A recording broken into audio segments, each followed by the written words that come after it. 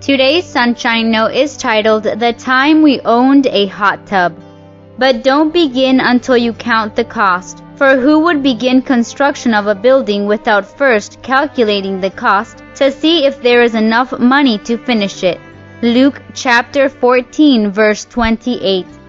One week my husband and I owned a hot tub. There was this super great moving sale in town, and the people selling their home claimed that everything must go. So we went and looked around, and our eyes beheld the treasure of the day, a giant, beautiful, sparkling 8-person hot tub.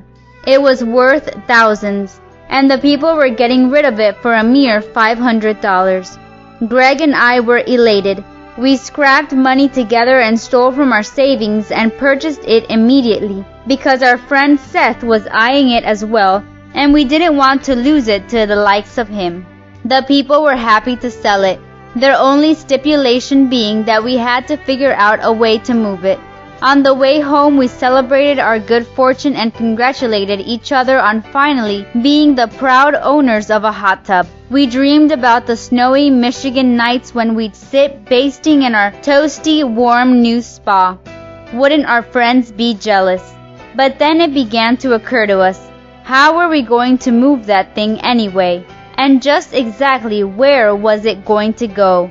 Our landlady would never allow it on the lawn, or in the driveway, or out back. And when we moved in a year, what would we do with it then? We began to suspect that we had made a terrible mistake. We became sure of it when we looked into how much it would cost just to get it to our house. Frantic now, Greg listed the hot tub online, and thankfully we sold it in a few days without ever moving it an inch. And that was the only week of our marriage that we owned a hot tub.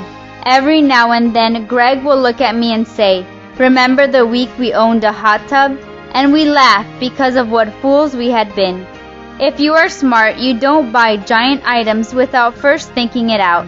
You first consider the cost, as Jesus advises in today's verse.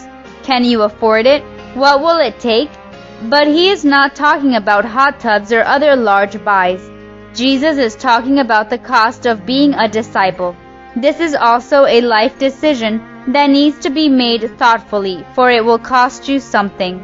It may cost you what the world considers fun and freedom, but think of how much it would cost not to belong to Jesus when he comes in those clouds. Count the cost today and choose wisely.